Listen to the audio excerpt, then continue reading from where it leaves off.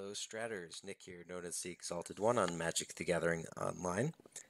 Back this week with some more modern action, and we will be playing Abzan Midrange. So, a very classic deck within Modern has been, the green-black X midrange deck. Sometimes you'd be playing red for Lightning Bolt, sometimes playing white for Path to Exile and Lingering Souls.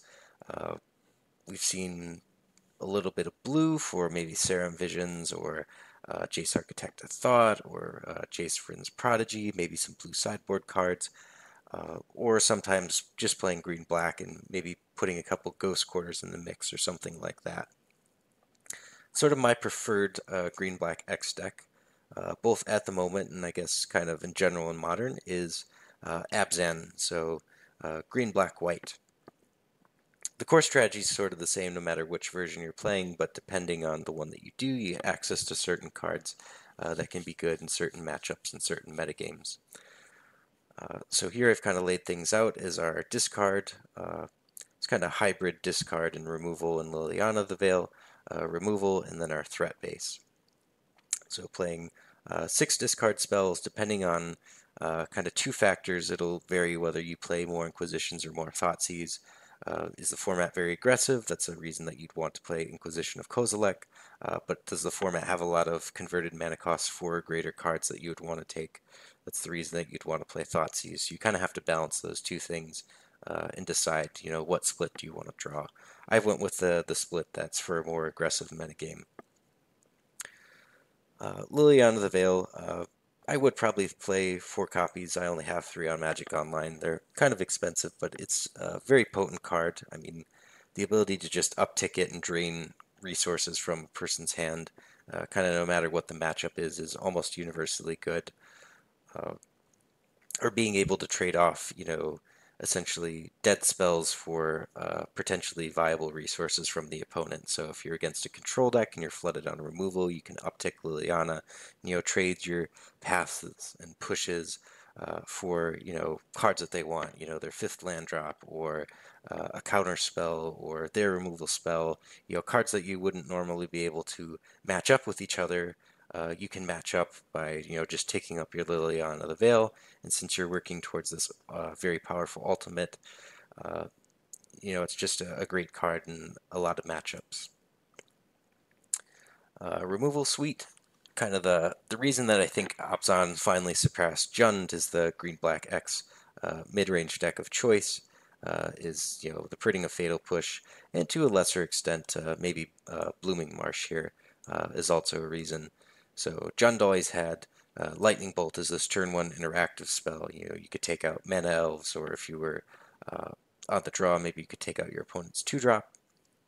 And additionally, they had access to Blackclave Glyphs, so they had this quick land that could cast their turn 1 discard spells or their turn 1 removal spells. But now Abzan kind of has that too. So we can have these lands that cast our discard, but also cast our turn 1 removal spell as well. And it's a great removal spell, Fatal Push.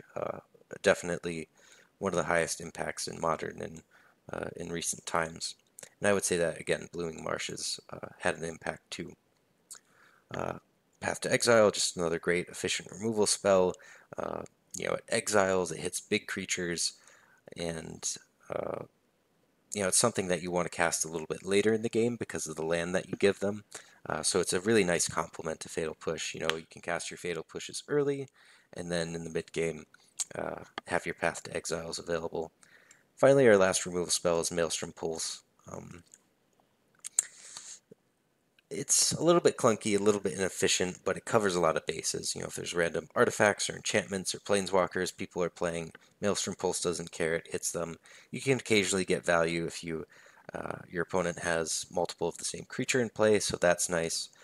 It's important to have, at least some number of spells beyond the Path to Exiles that can handle large creatures like Gurmag Angler and Tassiger and Reality Smasher, things like that. So it's good to have at least a couple of Maelstrom Pulse around. You could also play, spells like Abrupt Decay, Go for the Throat, Devour Flesh. These are other removal spells that you could consider in these slots. But I think it's just nice and clean to have the 4 Fatal Push, 4 Path to Exile, and then sort of cover your bases with these Maelstrom Pulses. Finally, turning to the threats, Tarmogoyf, just one of the better threats in the format, not much to talk about there.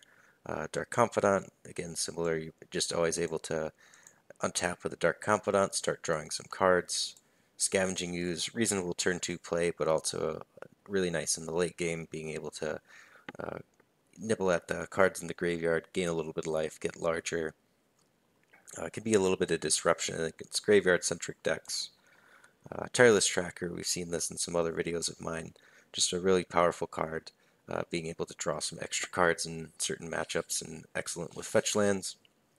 And finally, sort of the last reason to play white, at least within the main deck, Lingering Souls, just a great card against a lot of decks, being able to make 4 power, spread over 4 bodies for 3 mana, then 2 mana, and the ability to kind of break this up and being able to pay some of it up front or some of it later, or being able to discard them for value to Lilianna of the Veil just makes it a great card.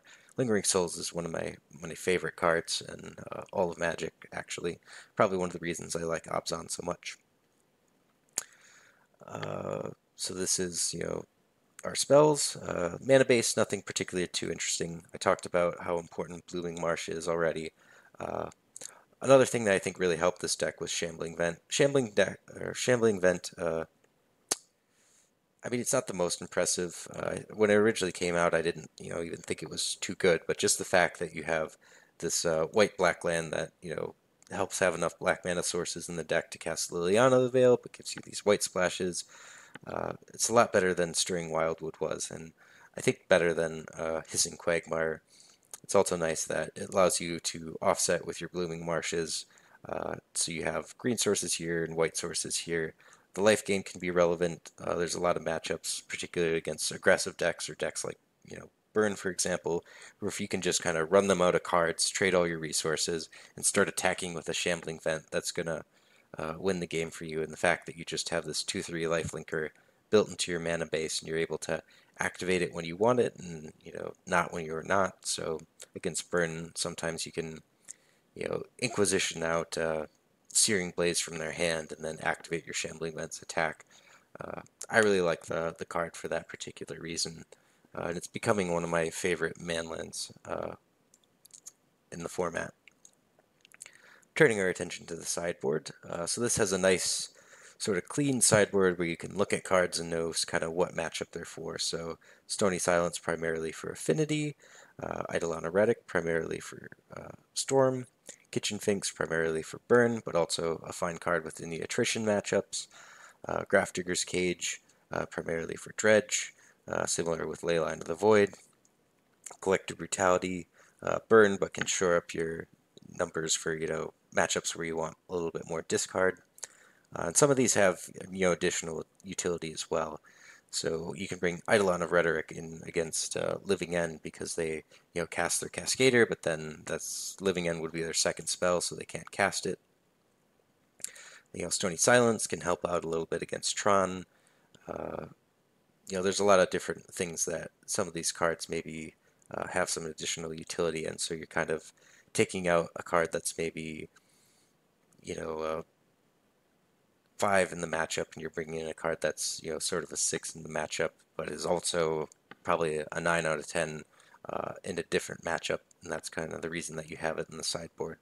So I like this sort of core of the sideboard here. Then we have 2 sort of sweepers, Engineered Explosives, which is sort of a flexible answer card. Since Maelstrom Pulse is my only real answer to artifacts and enchantments in the deck, I'd like to have an Engineered Explosives in my sweeper suite so I can at least have other outs to artifacts and enchantments with the Engineered Explosives. It's a good card against Death Shadow and elves, different things like that. I'd like to have at least one actual sweeper for sort of creature swarm decks, so I have that in Damnation. You could maybe change the 2 of these depending on what you're looking for. And then sort of my last slot here, you need to have, I think, 1 dedicated card for opposing sort of grindy mid-range decks. So Blood Baron of Vizkopa I like now. protection from white, protection from black, lifelink. So decks like, opposing Abzan decks have a really hard time killing it unless they have, a Lilianna that they can maneuver to make you sacrifice it, or they have their own Damnation. It's hard for Grixis to touch it. It's just a really resilient card that I like quite a bit. I also sometimes like Gideon, ally of Zendikar in this slot. But I find with the amount of ceremonious rejection or not ceremonious rejection, excuse me, stubborn denial, that's the card, stubborn denial in the format and other sort of negate type effects, I would rather this be a creature at this point in time. Sometimes I'll play like Sigarda, Host of Herons. There's a lot of different options, but I think you always want to have kind of one card dedicated for that slot.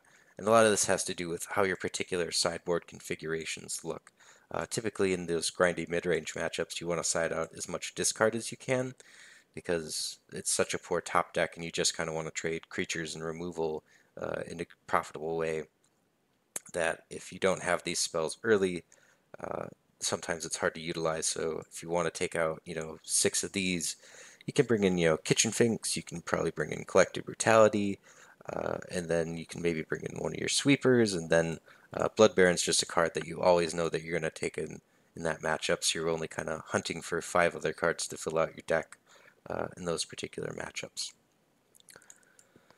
So this is the deck, Abzan Midrange. I'll be taking it for a playthrough this week. Hopefully you enjoy it. Again, it's one of my favorite midrange decks in all of Modern. So I will see you at the matches, Stratters. Hello, Stratters. Nick here, playing a match with Abzan Midrange in Modern. This hand is pretty threat dense, but really light on disruption, unless it turns out that Scavenging Ooze is disruptive in the matchup. I think I'm going to go ahead and keep it, though. I mean, I don't know what the opponent's up to, so who's to say this hand isn't great?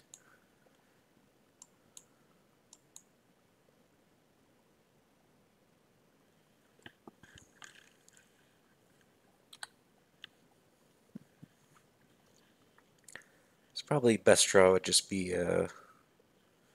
maybe like interactive, like discard or removal spell, and then a land. Probably be what we want to go for. It's going to be telling if the opponent just snaps off this Maelstrom Pulse, or if they go ahead and take one of our other cards here. If they take this Maelstrom Pulse, then probably the best draw would be like a Fatal Push or another Maelstrom Pulse.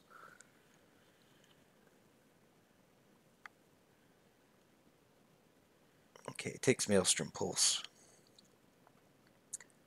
Go ahead and play this Marsh Flats. Just fetch up a Godless Shrine at end of turn.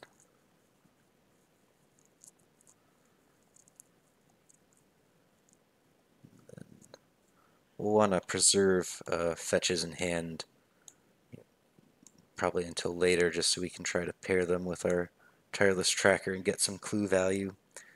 But the way that our hand is lined up right now, we're slated to play at least one fetch land before we play the Tracker, and we want to kind of save some damage against our life total.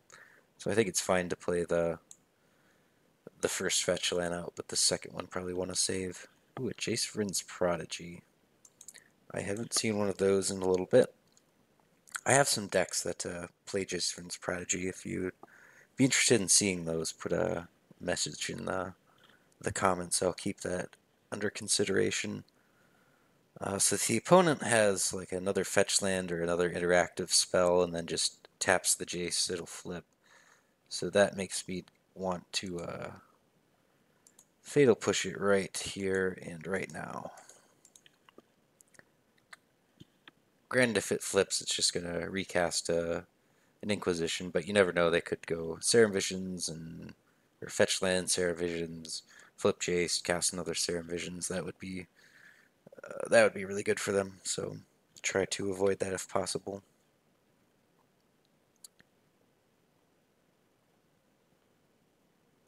So I wanted to try to save my fetch lands, but it's not looking like that's going to be a thing that I'm going to be able to do.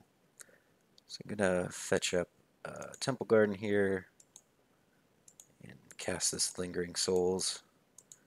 Then we'll probably just start to play Scavenging Ooze out with mana to activate it, and then not play this Tireless Tracker until we do have a land to pair with it. Also the option of flashing back Lingering Souls, but you never know, the opponent could have a Maelstrom Pulse of their own, and I would rather kind of diversify my threats, have a couple spirits and an ooze rather than all spirits. So I think next turn, again, just play Scavenging Ooze and keep up a green mana. And we'll see what the opponent does here. Could change our play. Maybe we'll fire off our Maelstrom Pulse, or maybe we'll draw a fetch land and decide to play the Tireless Tracker.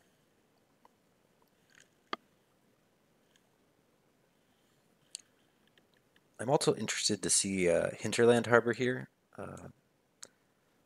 I think these lands are, pretty good in Modern. You'll see lists where I play them, where the idea is I really want to hit a untapped land for a fourth, or for a 4 converted mana cost spell on my 4th turn. So sometimes I'll play these if I want to really make sure to hit my 4 drops on time, versus these if I know I have a lot of 1, 2s, and 3s to play. But the main thing is that this one is being blue-green versus like a black land would consider. Maybe the deck plays Lilianna the Veil.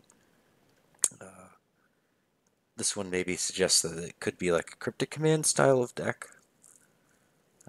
Although it's a little speculation on my part, but I would think that maybe I would see the the ones that are these colors versus the one that's this color. Okay, so they have a new Jace, and I wonder if they're just going to play it out. Yep. They do have Delirium, so I kind of just don't want to mess around with that nonsense and let the Jace untap, so I'll go ahead and get it. Dark Confidant's a nice one. If I'd drawn a land that could make green mana, it's also consideration to play Scavenging Ooze and maybe just exile the other Jace and the other Architect, or Jason Architects of Will out with the Scavenging Ooze.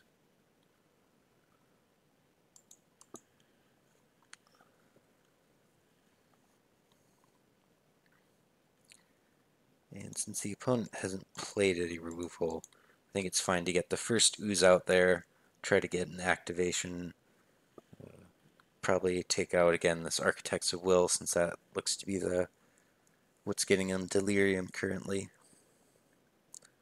Although they don't have an instant in the yard, and if they kill the Ooze, it's going to be likely with a Fatal Push, Abrupt Decay, some sort of card like that.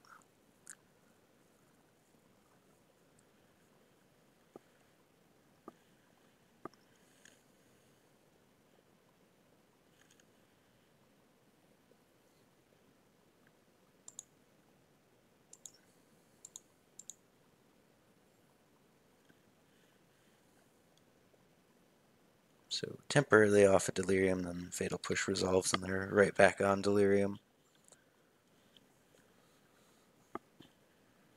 I wonder how toolboxy they get with this deck. Might see some sweet ones like a Glenalindra Archmage or something like that. That's a card that I really like. It's pretty good in these blue traverse-based strategies, I think. Could have like Shriek Maws or who knows what. They probably take this other Scavenging Ooze here, since we have redundancy with the Dark Confidants. Ooze can mess with their Delirium potentially. Okay, take the Tireless Tracker. That's a I guess that's again, we have redundancy with the Dark Confidant, so they can take a Dark Confidant and it doesn't get us completely off the Dark Confidants, but Tireless Tracker, we don't have a land in hand to pair with it, so it feels like it's maybe a little bit not as harmful as the others. And I think I'll go ahead and play Ooze again.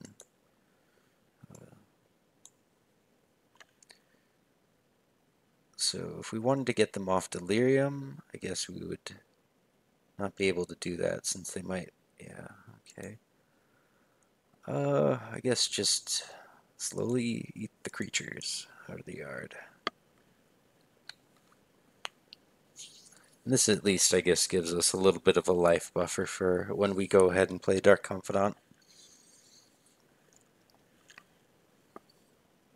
Also, kind of a sick one that sometimes these Traverse decks play is Minister of Pain, which could be good against our Lingering Souls, although I think that's typically more of a sideboard card.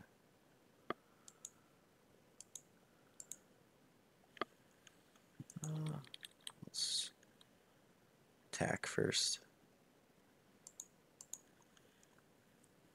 And also seeing this Hinterland Harbor hints to me that this isn't like a Sultai Death Shadow deck either. Go ahead and play Dark Confidant, see if they have another removal spell or not. Could get Fatal Pushed again. Although these spirits are doing a lot of work. And it's arguable that maybe this time we should have flashed back the Lingering Souls, since that puts 4 flyers, which if they all connected is lethal next turn. But again, a Maelstrom Pulse would be really devastating if we flashed it back and then they had it.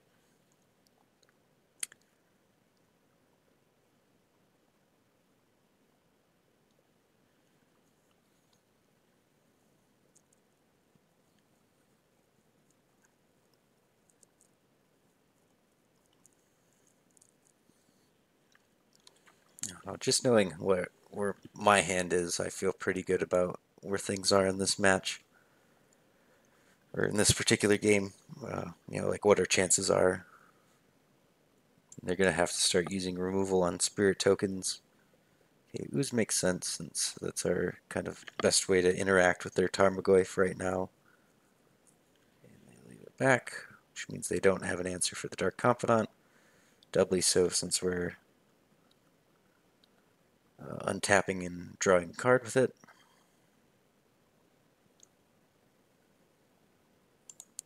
Attack with the spirits.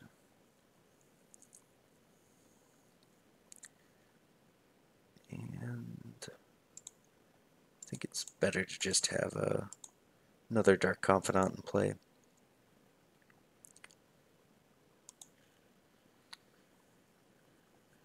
So now an all-out attack next turn. It seems like it's going to be too much. The opponent agrees. All right.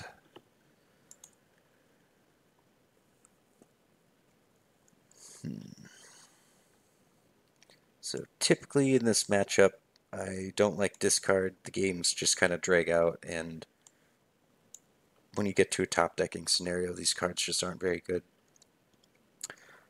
Cards that I like, Kitchen Finks, Blood Baron,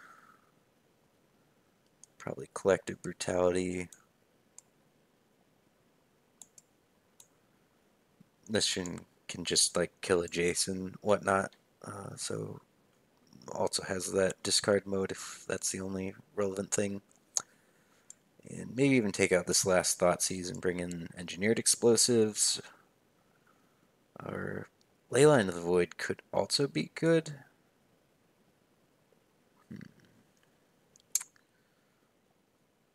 If we were setting Engineered Explosives, there doesn't really seem to be anything in this. I mean, we have 2s and we have 3s, and that's what we're likely to set it on against our opponents. Maybe bring in the Miser's Leyline of the Void.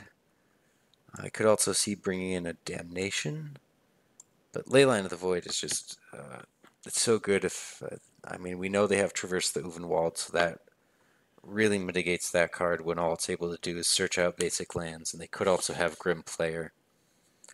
So I think it's fine to just have this one Miser's Leyline of the Void, although, again, I could see Damnation being a consideration too if we just get really far behind. This is a card that can catch us up. I'm going to submit like this, though.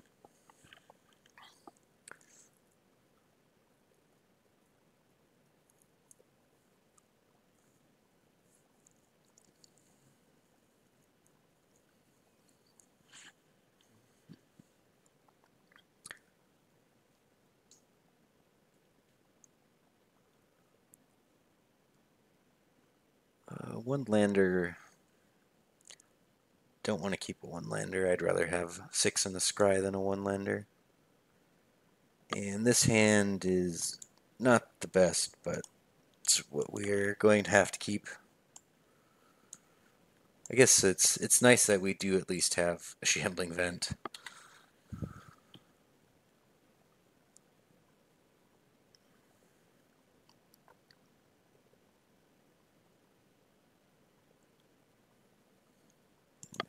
Just want to get it into play. There's an argument to be made for keeping Fatal Push up, but I don't think it's really worthwhile. It's not like it's going to throw our curve off with the way our hand is currently if we have to cast a Fatal Push on turn 2.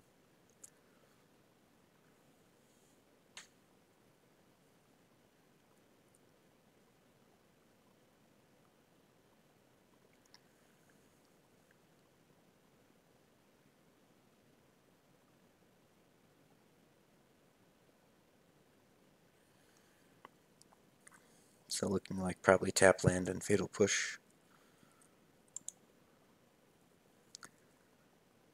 Yeah, I think it'd be playing with fire to let them untap with a Jace. Even though they only have 2 cards in their graveyard, or they would. I mean, if they just play like fetch land, spell, loot, then they're already there. So I don't want to let that happen. And I think I will play Blooming Marsh and Lingering Souls probably next turn. Just another Jace. Grimflare. It's very tempting to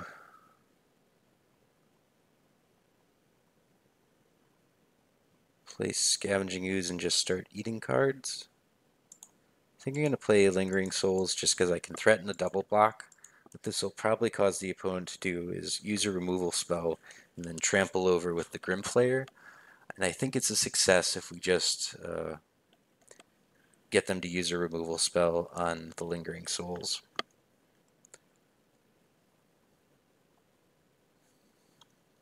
And then we can crack this for Temple Garden and then have Scavenging Ooze next turn with even more green mana. So I am going to go ahead and do the double block here. Even if they, again, use a removal spell on a Spirit, I think that's fine. We should be able to recover from that.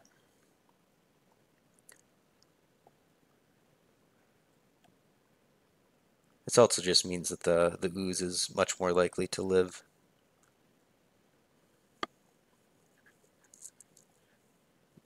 The Ooze will shrink the Grimflare back to a 2/2. It'll grow to a 3/3 itself, since the first thing I'll eat is a Verdant Prodigy, and then we have other options depending on what they ditch with the Grimflare trigger. They probably want at least one more land, unless they drew one for this turn and we're slow rolling it.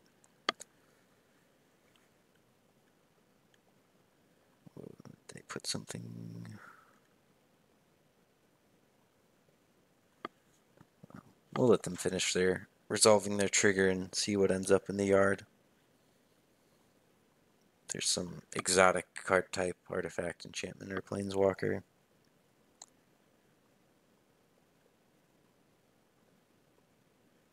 Okay, so they have the land. This is a discard spell. Okay, they took the Ooze. They could also take the Path. Guess it depends. If they have removal, then Ooze isn't... I mean, it'll temporarily mess up what they're doing, but in the long term, not a big deal. Versus the Path, just very cleanly deals with the Soul, or not the Soul Flare, Grim Flare. Soul Flare is a different card. Also a pretty sweet one. We saw that a few videos back. And do I want a chance that they have counter magic? It could be playing with fire to let them untap with their blue mana, but I also don't want them to have access to another card. They also put a couple cards on top with the flare trigger. If this gets like counter squalled, I'd just about vomit, I think.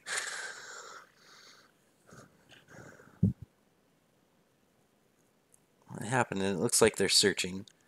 If they put a land on top anyways, then I guess it's fine for them to get a land and then shuffle the deck and have a whole new draw.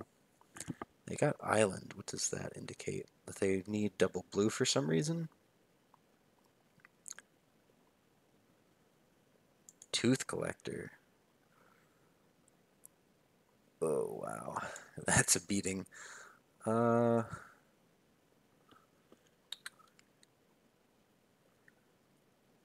I've seen a Minister of Pain before. Oh, God.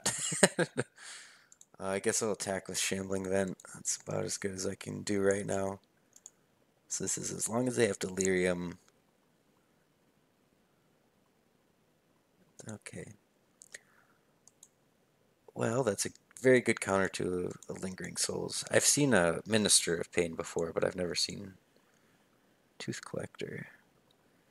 I kind of want them to trade with this Shambling Vent, since I have a Lingering Souls in hand.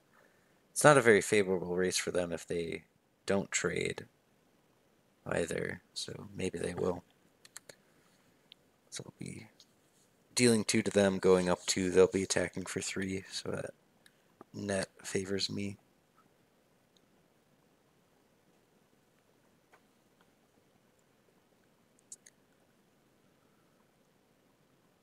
I guess Tooth Collector is particularly good in a deck that can enable Delirium.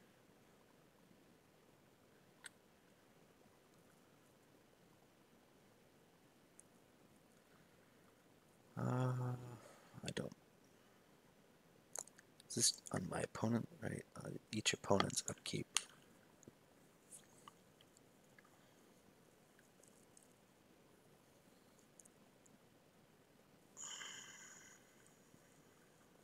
I'm not sure if it's better to attack with Shambling Vent or if it's better to cast this Lingering Souls and just know that one of my souls is going to eat it. I think probably just Shambling Vent. They're also going to flip the Jace. I guess that means that they're going to have an Inquisition or a Thoughtseize, so maybe it's better to get one of those out of hand. I don't know.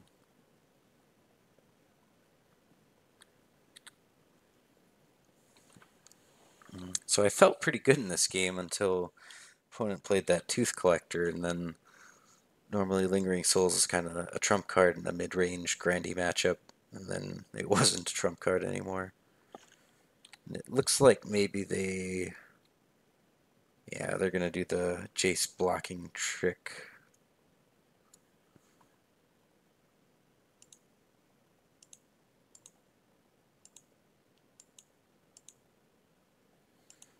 And so if they're going to do that, I'm going to make them sacrifice a creature so I can either get Jace and then Tooth Collector will have to attack me, or I'll get the Tooth Collector and I can play out my Lingering Souls and attack the Jace. So I think either way that this will work out.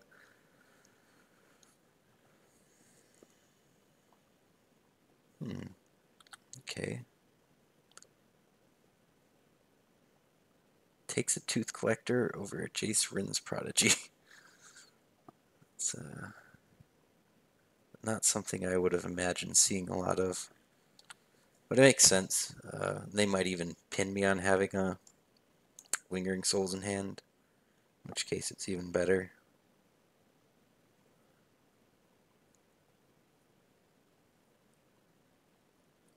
this is. Eternal Witness. For discard spell. For Vryn's Prodigy. I guess then it's fine, like they're kind of delaying things a little bit. No land though.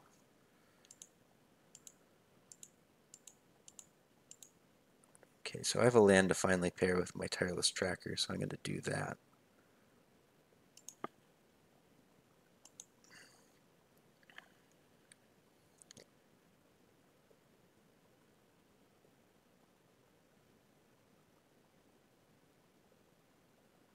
I think they have a Fatal Push in hand. From looked like they were going to cast something and then they didn't. Could also maybe be a Murderous Cut. And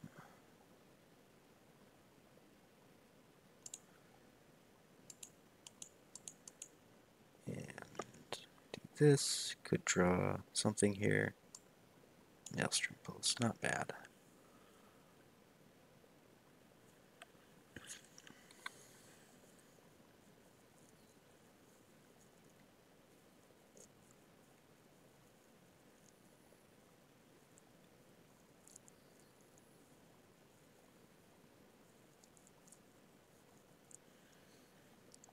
I'm not sure if I want to trade here. I probably would block the Eternal Witness if that attacks, even though well, I guess, okay, so they do have a Fatal Push. Then maybe I'll Maelstrom Pulse the Tooth Collector and cast the Lingering Souls. That sounds about as good as I can really do at this point, although they're going to have this Vryn's Prodigy. I guess Vryn's Prodigy isn't... Oh, and a Tarmogoyf. Okay. How do we want to line up our spells?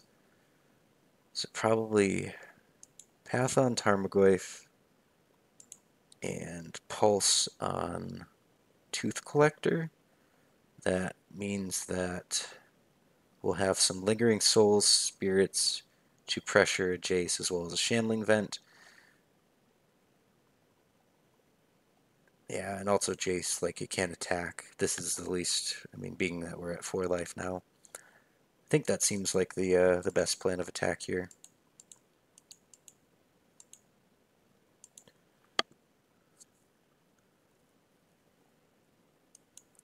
Pulse that, and then, yeah, probably on their upkeep, stop and path the Tarmogoyf.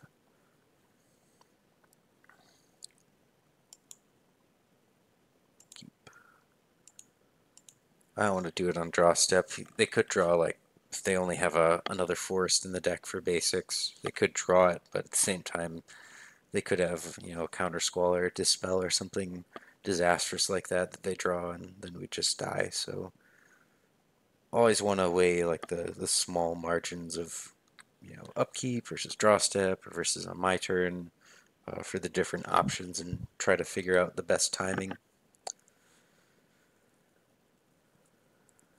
Okay, so it ditches a land with the Jace.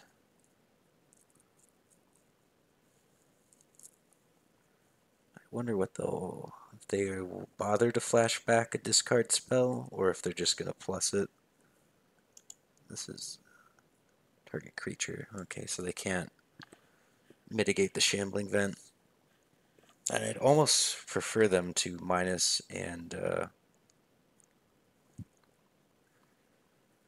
make me discard this Lingering Souls because I'm not going to have the white mana to activate Shambling Vent and also to cast a Lingering Souls. Ooh, a Traverse. Let's see what nasty card they search up. Walking Ballista. Oh. That just kills me. Oh, that's... Was not expecting that. Huh.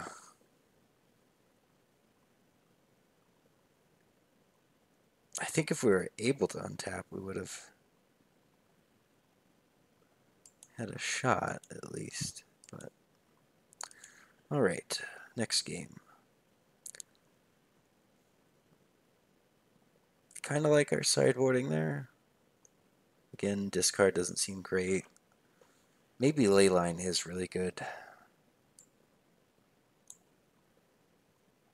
I guess they're a Delirium deck, so it's probably worthwhile. What's my worst card here?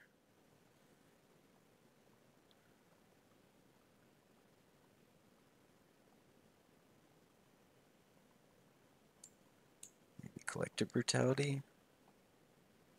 Kind of like having a lot of removal. I guess if we have a Leyline, then some of the cards we don't even really need to remove as much. I mean, we can easily trade off for Grim players when there's no Delirium, or their traverses aren't as threatening.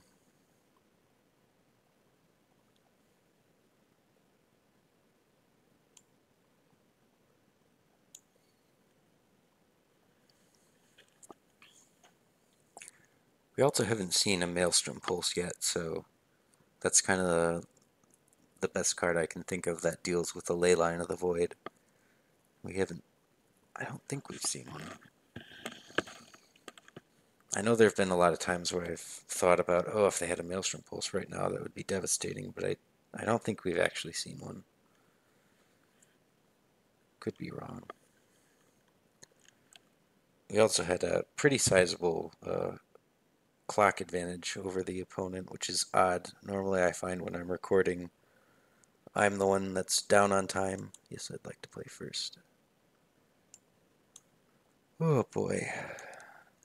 You got a job to do, Bob. That's what this hand looks like to me. You've got a job to do. Okay, so maybe fetch tapped tapped Godless Shrine, and then option to get either a forest or Overgrown Tomb. I think that's how I want to sequence my land drops here. I'll be sad if they just Thoughtseize this Blood Baron right out of my hand right now. Though at this point they probably would go for the Dark Confidant.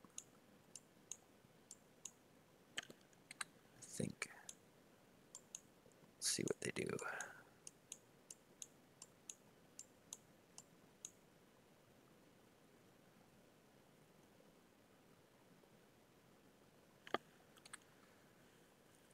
I think they would have a hard time dealing with this card, but Dark Confidant is kind of what this hand wants to do right now. This busts up our curve the most, and 3 paths is a lot of removal to chew through. Alright, that makes sense. I don't think I want to fetch. I'd rather leave lands in my deck, and I don't know what colors I want to get necessarily.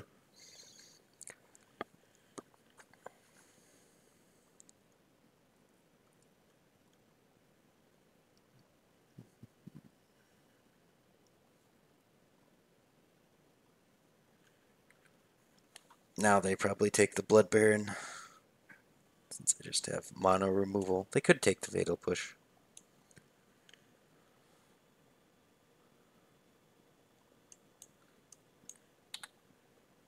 Again, not gonna fetch until I... Alright. So I'm gonna fetch... Overgrown Tomb and Plains. I could just get a Godless Shrine here, be set, but most of my lands produce black, and this at least gives me my colors. If they Fatal Push this Dark Confidant right now, I'll be... Okay, they didn't. Could still have Abrupt Decay, although given that they took Dark Confidant out of my hand with that first Thoughtseize, they might not have removal. In which case, this Dark Confidant will be able to do its job. What's... Oh, oh God, this card is just wrecking me at every turn this match. I've heard that this card is actually really, really impressive in Modern. Which, I mean, if you cast it for 2, you can trade it off with any X1, which is a merit, and then if you can cast it for 4, I mean, you can trade it, you can use activate it to get an X1 and then still have a thing on the battlefield. It's a great late game mana sink. I don't know. It's a interesting card, that's for sure. Ooh, a Shriekmaw. Well, if I draw a couple more lands and then a couple threats, I think we can be in it. I guess the opponent can't really stick a threat right now, so we have that going for us. One of the things that I'm not the biggest fan about in these Delirium-based decks is that in these more attrition-based matchups, you typically want to side out your discard, but because you're a Delirium deck and you need to have sorceries to play, you can't really side out as much discard as you would like to.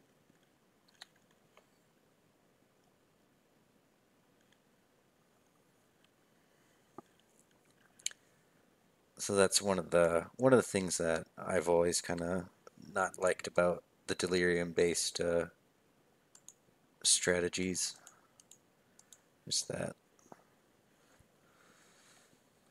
in the matchups where you want to cut your discard, you can't because it makes your Delirium awkward.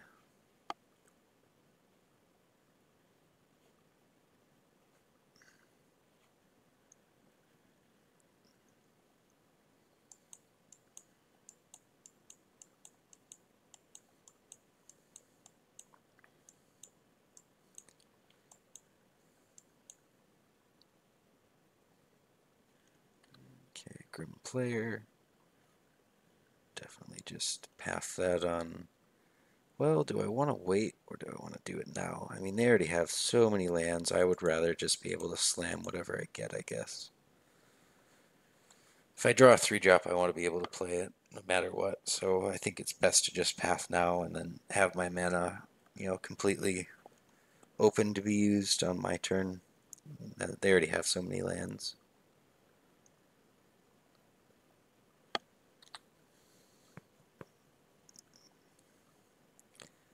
So opponent is a little mana flood. This is the first time we've passed them, so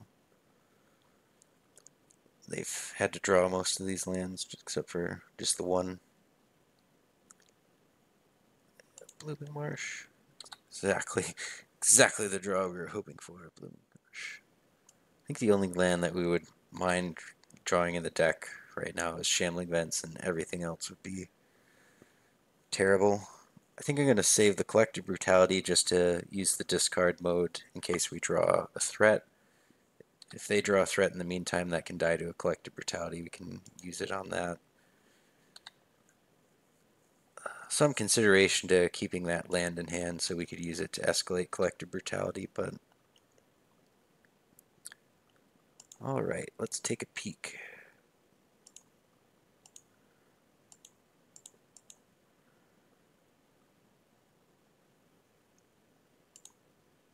Okay, Fatal Push. Also interesting, there was a turn where the opponent cracked a fetch land they had in play. I think that's kind of a mistake that you get. You're used to, I want to thin the lands out of the deck, or, and the trade-off with the life points doesn't matter, but the trade-off with being able to turn on Revolt later is a huge thing, I think. So, I mean, even if I didn't have the discard spell to take that Fatal Push. Ooh. Nice. Alright, so let's, first things first, get this guy out of the way. Crack this, and probably get a... I want another white source, so it's either between Godless Shrine or Temple Garden. I think Temple Garden, more green sources for if we draw Scavenging Ooze. And crack Clue. Lingering Souls, very nice. I think I'm gonna just crack this other Clue, getting more damage and get a little deeper in the deck. Sometimes Tireless Tracker is just insane.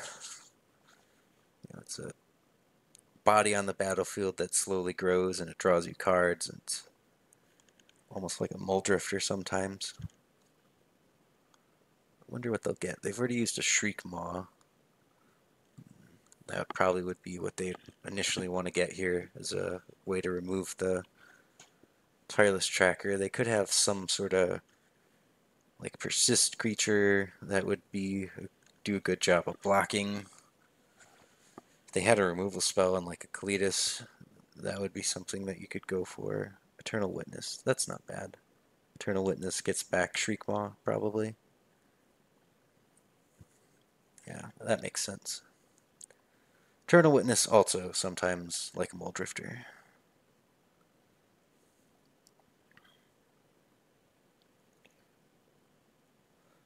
Although, this makes me pretty glad that I cracked the clues. Interesting.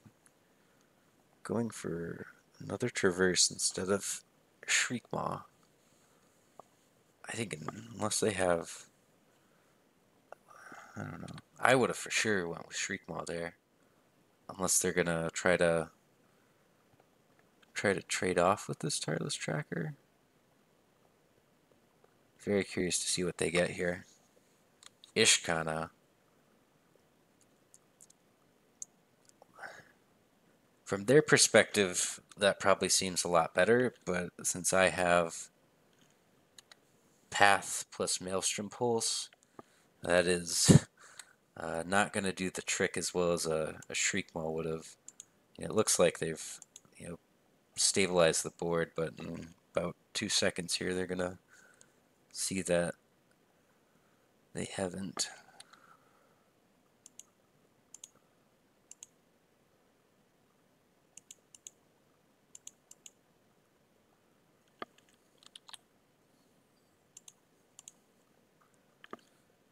So granted, I had to trade 2 for 1, but I was already up on cards because of the Tireless Tracker, so not really a big deal.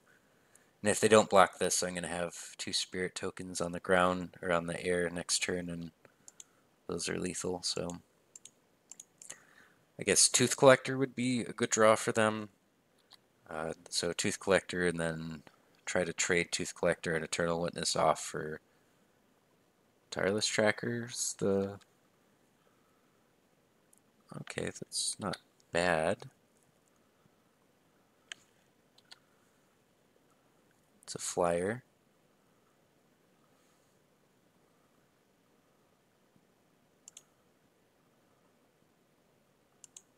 I'm gonna try to path it. That will probably counter it with the Glenolindra.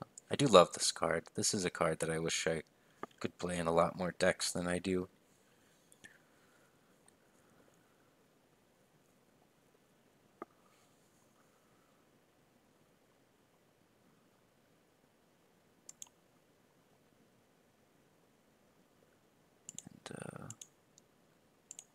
Let's path it again, and that should do it. 2 lethal flying spirits in the air.